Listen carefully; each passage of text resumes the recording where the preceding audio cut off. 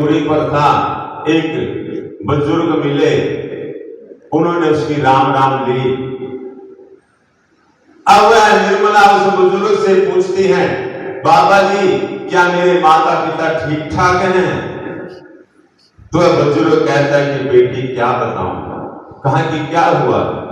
कहा कि परसों की बात है कि तुम्हारे माता पिता के घर आग लग गई घर में, और उस घर के अंदर दोनों जीव जल करके मर गए। अब एक दुख से दूसरा दुख प्राप्त हो रहा है। पहले पति चला गया, बच्चे चले गए, अब माता पिता भी नहीं रहे, वो भी चले गए। अब क्या करूं, कहां जाऊं? फिर उसने कहा कि मेरा एक भाई था, क्या वो ठीक है? कहा हाँ बेटी, साथ वाले मकान में किराए पर रहता है। कहा कि चलो कोई तो है। तो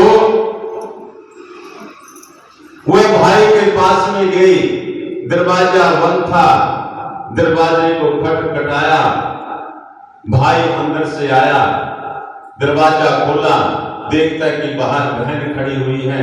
भाई ने आ देखी ना ता देखी, दो थप्पड़ इधर दे मारे, दो थप्पड़ उधर दे मारे कि चली जा कुलक्षणी, मैं तेरे दर्शन भी नहीं करना चाहता, चली जा यहां से, मैं नहीं रखना चाहता। अब भाई ने उसको धुतकार दिया। अब आप सभी बताओ कि दोष किसका है? आप कहेंगे निर्मला का दोष है। नहीं, उसका भी दोष नहीं है। कहते भगवान का दोष है, ये सब कुछ भगवान ने किया है। नहीं, भगवान ने भी नहीं किया। भगवान कभी किसी का बुरा नहीं सोचता, क्योंकि वो तो परम पिता परमात्मा है। जब माँ बाप ही बच्चे का बुरा नहीं सोचते तो हम तो उसके बच्चे हैं, क्या वो हमारे बारे में बुरा सोचेंगे? भगवान कभी किसी का बुरा नहीं सोचता। ये सब अपने कर्मों का खेल है, कर्मों का भोग है। जैसे कर्म करता है वैसा उसका सर्वत्र भी भोगता है। इसलिए अच्छे और शुभ कर्म करने चाहिए। कर्मों का फल अवश्य में भोगना पड़ता है, और सबको भोगना पड़ता है। चाहे कोई भगवान भी क्यों ना हो, कर्मों का फल तो उसको भी भोगना पड़ता है, क्योंकि जो कर्म किया जाता है उसको भोगना पड़ता है। सीता माता क्या थी? आप सभी जानते हैं कि सीता माता धरती से पैदा हुई बेटी थी। राजा जनक ने उसको पाला परोसा।